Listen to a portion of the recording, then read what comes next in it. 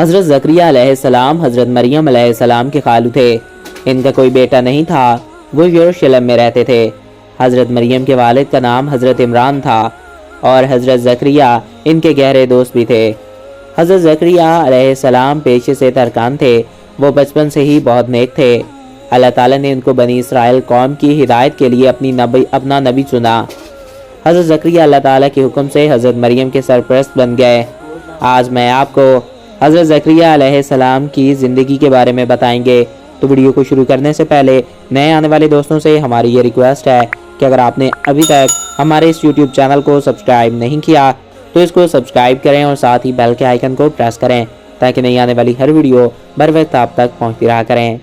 حضرت زکریا علیہ السلام اللہ تعالیٰ کے حکم سے حضرت مریم کے سرپرست بن گئے۔ انہوں نے عبادت گاہ میں اللہ تعالیٰ کے حکم سے حضرت مریم علیہ السلام کو ایک کمرہ دے دیا۔ حضرت مریم اپنے خالو حضرت زکریا سے تعلیم حاصل کرنے لگیں۔ ایک دن حضرت زکریا ان کے کمرے میں گئے تو حیران ہو گئے۔ حضرت زکریا وہاں جا کر کیا دیکھتے ہیں کہ وہاں ایسے تازہ پھل پڑے ہیں جن کا موسم کب کا گزر چکا ہے اور اب یہ پھل کہیں بھی دستیاب نہیں تھے۔ حضرت زکریا علیہ السلام نے حضرت مریم سے پوچھا، اے مریم، یہ پھل کہاں سے آئے؟ حضرت مریم نے جواب دیا کہ اللہ تعالیٰ نے دیے ہیں۔ حضرت زکریا نے سوچا کہ کاش ان کا کوئی بیٹا ہوتا۔ ان کا خیال تھا کہ میں اور میری بیوی بوڑھے ہو چکے ہیں، اب شاید ہمارے گھر اولاد نہیں ہو سکتی۔ حضرت مریم کی بے موسم پھلوں کی بات سن کر انہیں خیال آیا کہ جو اللہ تعالیٰ بے موسم پھل دے سکتے ہیں وہ تو سب کچھ ہی کر سکتے ہیں۔ انہوں نے اللہ تعالیٰ سے دعا کرتے ہوئے کہا، اے اللہ تعالیٰ، آپ تو موسم گزر جانے کے بعد پھل بھی عطا کرنے والے ہیں، مجھے بھی بڑھاپے میں بیٹا عطا کر دیں۔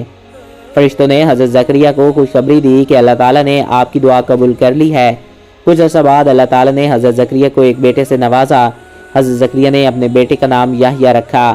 حضرت یحییٰ بہت ہی مہربان مزاج والے اور ہمدرد دل کے مالک تھے۔ حضرت زکریا نے حضرت یحییٰ کو خود تعلیم دی اور ان کو اللہ تعالیٰ کے احکامات سمجھائے۔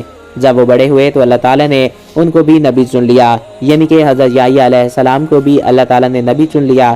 حضرت زکریا علیہ السلام بہت ہی نیک دل اور بہت ہی اللہ تعالیٰ سے ڈرنے والے نبی تھے، اور حضرت زکریا حضرت مریم کے خالو تھے اور ان کا کوئی بیٹا نہ تھا۔ لیکن حضرت مریم نے جب بے موسم پھلوں کی بات کی تو انہوں نے اللہ تعالیٰ سے دعا کی، جس کے بعد اللہ تعالیٰ نے انہیں حضرت یحییٰ علیہ السلام عطا کیے۔